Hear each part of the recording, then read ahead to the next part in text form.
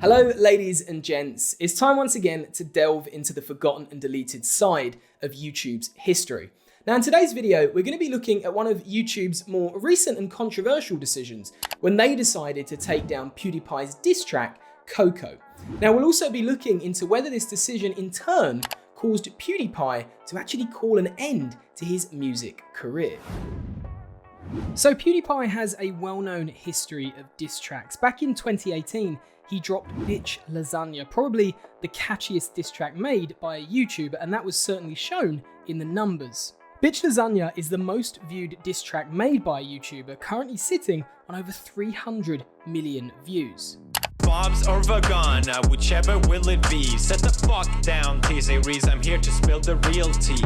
You trying to dethrone me from spot on number one? The diss track was aimed at the Indian company and YouTube channel tease during their subscriber battle, which revolved around who would be the first to reach 100 million subscribers. While tease would run out to be the eventual winners, PewDiePie would get the last word in when he released his second diss track, Congratulations. It was a tongue-in-cheek swipe at T-Series after they ended up hitting the 100 million subscriber mark before he did. Hey, congratulations, it's a celebration. Party all day, I know you've been waiting. Congratulations, it's a celebration. I just want to tell you that I think that you're amazing.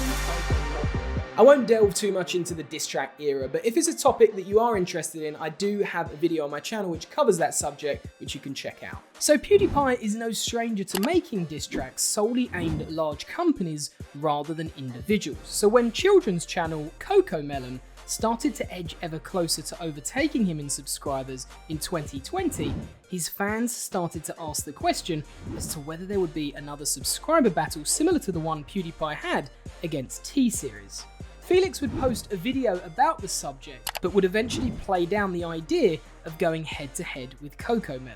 T-Series, peace. We need to join forces to defeat this evil. They're gonna take over both of us unless we join forces. I am joking, of course, but still, am I? I feel like I'm doing the same thing here where I'm literally just making really dumb, unironic jokes against a company, but we've already seen how that went, so I'm not going down that road again. All right, all memes aside, I'm not trying to start a whole thing against another company because, yeah, okay. But I did the math. We have about 8 to 10 months until Coco takes over PewDiePie channel at the current growth rate. Subscribe! Subscribe!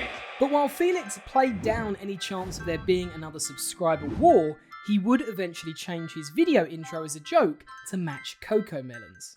All right, we need a cool intro. We need a cool intro, Sib. Can you do this? Oh, I needed a little mascot too. A little tiny Sib next to me.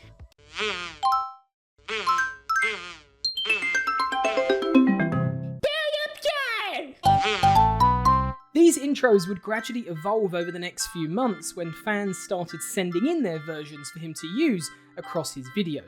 However, not many would have expected Felix to release a diss track on Coco, but in an episode of Lawai titled I Hate Kids, he teases it at the very end of the video and says that one is coming very soon. Coco diss track very soon, and I see you guys next time. Brofist. Then came Valentine's Day 2021, and PewDiePie uploaded a video titled Coco.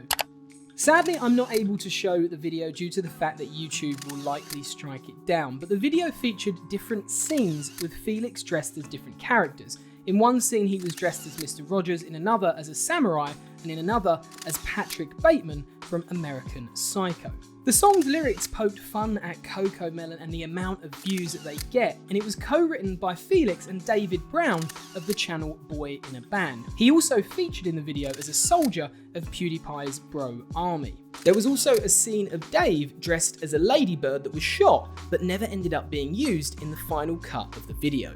It also featured a group of children throughout who played numerous different parts, but in the end, the kids would eventually overpower Felix. Now, on the set, they played a censored version of the song in order to make sure that no swear words were played for the children to hear. The video itself was very well edited, and it included some pretty cool graphics and some high-end animations that were made by the channel Bad History. But that's about as brief a summary as I can give in 30 seconds. Overall, the music video went on to rack up over 10 million views in around 48 hours, and it was well on its way to being a certified YouTube classic. But unfortunately, YouTube stepped in and decided to take the video down shortly after it passed 11 million views. Initially, when you clicked on the video's link, it said the upload was no longer available as it had broken YouTube policies on harassment and bullying.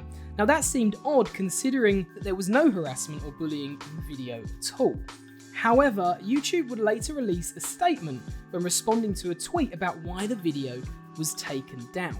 They said across 2 tweets, to clarify, this violated 2 policies. Number 1, child safety, by looking like it was made for kids but containing inappropriate content, including violence. And number 2, harassment. We allow criticism and also diss tracks in some cases, but with both policies in mind, this video crossed the line. In their second tweet, they said, also, any re-uploads of the original, including full-length or partial re-uploads, clips, etc., will be removed too.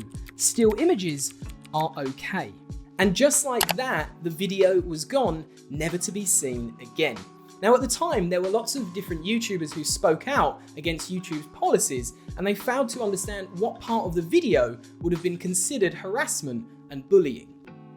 Here's the question, right?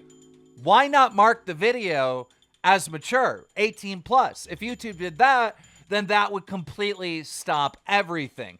And if we're going to talk about violence or whatever shown in the music video, how many music videos have we seen on YouTube with violence and threats of violence? I mean, come on. Again, I always try to report from a non-biased viewpoint, but with this one, I sort of completely disagree with YouTube's decision, but I can see where they're coming from. I could see the reasoning behind it, but I think taking it down is a bit too harsh with that. I don't know. It's a bit much. YouTube looked at this situation as if kids were gonna click on this diss track and pretend, wow, maybe I'm watching a Coco Melon video. Oh shit, PewDiePie said, fuck, mom, come over here, this guy on the internet said the F word.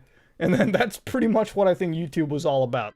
Felix would take some time to respond to the deletion of Coco, but eventually he would speak out about it briefly in a live stream, stating that he was very disappointed with the decision that YouTube had made to take the video down. If there's a place for me to address it, it's not during a live stream, but I also really want to play today. So I'm just gonna say I'm really disappointed, and I obviously disagree, but yeah, I'm not gonna address it further than that today. Sorry guys. Another potential casualty in the aftermath of Coco being deleted was PewDiePie's other music tracks that he was planning to release. He actually teased one track which sounded pretty good just before the release of Coco. My shit lethal. You got some fans that got 1.3% of people. It's a bit lispy, I noticed. It's a nation of artists. I might run for office. I will win if I try. Fuck, if Trudeau can do it, so can I. Epic gamer, commentator, alright gateway nihilist. Pain always, I'll wait the pleasure, and you've seen how good my life is. Got my flow from the Backstreet Boys. Got my drugs from Billie Eilish. Got my attitude from you. And got my DNA from Vikings. I'm the son of a god, all from the car. Swing my dick until I take off. They said I would never be bowling, but I literally have a ball. And it bounces like bounce, bounce, bounce. I could dribble it a little bit like Rick and Belle Delphine, and the tongue hangs out. Fuck, I think I killed the vibe. Alright, let me try something. Fy fan vad jag mår bra. God damn, I feel amazing. How can I explain it? Unfortunately, since then, there have been no more releases of any more music from PewDiePie, and of course, this could still be coming. However, with his move to Japan, it does now seem less likely than before. But perhaps the final nail in the coffin came in December of 2021. Felix revealed that Bitch Lasagna had been claimed by an unknown company said to be working on his own behalf. I don't know if you noticed this, but if you go to Bitch Lasagna, you can see that it's been claimed by a company called Repose Network, and then parentheses, on behalf of PewDiePie. Nah. What do you can't just say it's on behalf of me. I don't know how this is possible. That someone can claim my own video and say it's me. How is that possible, YouTube? If I counterclaim a bogus claim, you'd think that YouTube would say, yeah, that is a bogus claim. They rejected my dispute. That's awesome. The fuck is this? So, with all the challenges Felix has faced from YouTube around his songs, you would have to assume that for now, he has called an end to his music career, but of course, only time will tell. Regarding Coco, it did feel like YouTube themselves made a big mistake with this one, as we've seen, sadly, too many times before. YouTube has a side of the site dedicated specifically to children's content, and anything outside of that, within reason, should be fair play, especially considering that it was a parody. But once again, it is another classic gone from the site that will remain in the YouTube vault, with all other deleted media from over the years never to see the light of day again.